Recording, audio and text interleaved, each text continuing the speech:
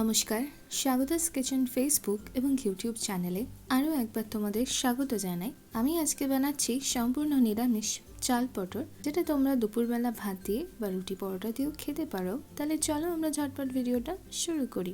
এই ভিডিওটা যদি তোমাদের ভালো লাগে তাহলে অবশ্যই লাইক, কমেন্ট, শেয়ার আর সাবস্ক্রাইব করে দিও। সবার প্রথমে কড়াইতে আমি একটুখানি ঘি নিয়ে নিলাম। ঘিটা যখন গলে যাবে সামান্য লবণ দিয়ে দেবো। দুটো তেজপাতা নিয়েছি, কয়েকটা কাজু আর কিশমিশ নিয়েছি, যেগুলোকে আমরা একটু হালকা লাল করে ভেজে নেব। 100 গ্রাম মতো এখানে গোবিন্দভোগ চাল আছে। চালটা আমি ধুইনি, চেলে নিয়ে পরিষ্কার করে নিয়েছি।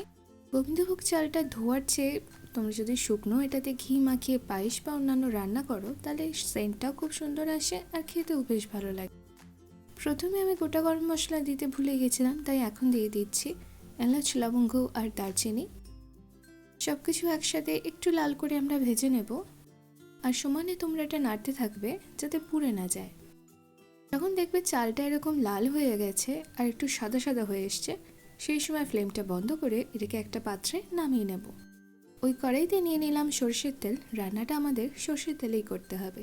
স্বাদ মতো লবণ দিয়ে দিলাম, আর এখানে নিয়েছি আমি আলু আর পটল, একটু বড় বড় করে কেটে নিয়েছি। আলু আর পটলটাকে আমরা একটু লাল করে ভেজে নেব। তোমরা চাইলে আলাদা করে ভাজতে পারো, আবার আমার মতো একসাথেই ভেজে নিতে পারো।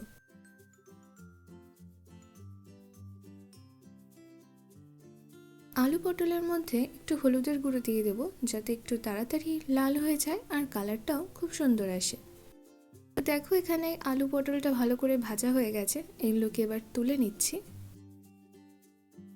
তুলে নিয়ে কড়াইতে আমরা মশলাটা আগে কষিয়ে নেব। হাফ চামচ জিরে দিয়ে দিলাম। 1 টিস্পুন আদা আমি গ্রেটারে ঘষে নিয়েছিলাম, তোমরা চাইলে বাটাও দিতে পারো। আদাটাকে সামান্য নেড়ে নেব, একটু কাঁচা গন্ধটা যাতে চলে যায়। খুব বেশি ভাজার দরকার নেই। কটা কাঁচা লঙ্কা দিয়ে দিলাম। 1 টিস্পুন থেকে 1.5 টিস্পুন মতো হলুদের গুঁড়ো, 1 টিস্পুন লঙ্কার গুঁড়ো আর 1 টিস্পুন দিয়েছি জিরের গুঁড়ো। একটু মিশিয়ে নিচ্ছি, আর সামান্য জল দিয়ে দেবো যাতে মশলাগুলো পুড়ে না যায়। মশলাটা যখন ভালোভাবে কষানো হয়ে যাবে, ভেজে রাখা আলু পটলটা দিয়ে দেব। তোমাদের কাছে যদি টমেটো থাকে এই সময় দিতে পারো। টমেটো যখন মজে যাবে তারপর আলু পটলটা দেবে। এখানে দেখো মশলা কষার পর ভাজা আলু পটলটা দিয়ে আমি একটু নেড়ে নিলাম। তারপর যে ভেজে রাখা চাল, কাজু কিশমিশ আছে সেটা দিয়ে দিলাম। সব কিছু ভালো করে মিশিয়ে নিতে হবে, আর মিডিয়াম হিটেই 6 থেকে 7 মিনিট মতো একটু মশলাটা চাল দিয়ে আমরা কষিয়ে নেব। এই রান্নাটাই তোমরা চাইলে হলুদের গুঁড়ো, লঙ্কার গুঁড়ো বাদ দিয়েও করতে পারো, সেটাও খুব ভালো লাগে খেতে।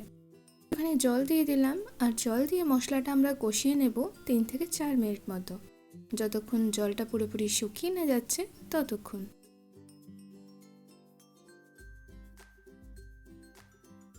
তো দেখো জলটা শুকিয়ে গেছে, এবার আমি পরিমাণ মতো জল দিয়ে দিচ্ছি।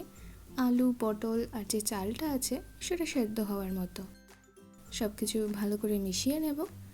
এবার ফ্লেমটাকে রেখে দেবো মিডিয়ামে, আর ঢাকা দিয়ে আমরা এটাকে রান্না করব 8 থেকে 10 মিনিট।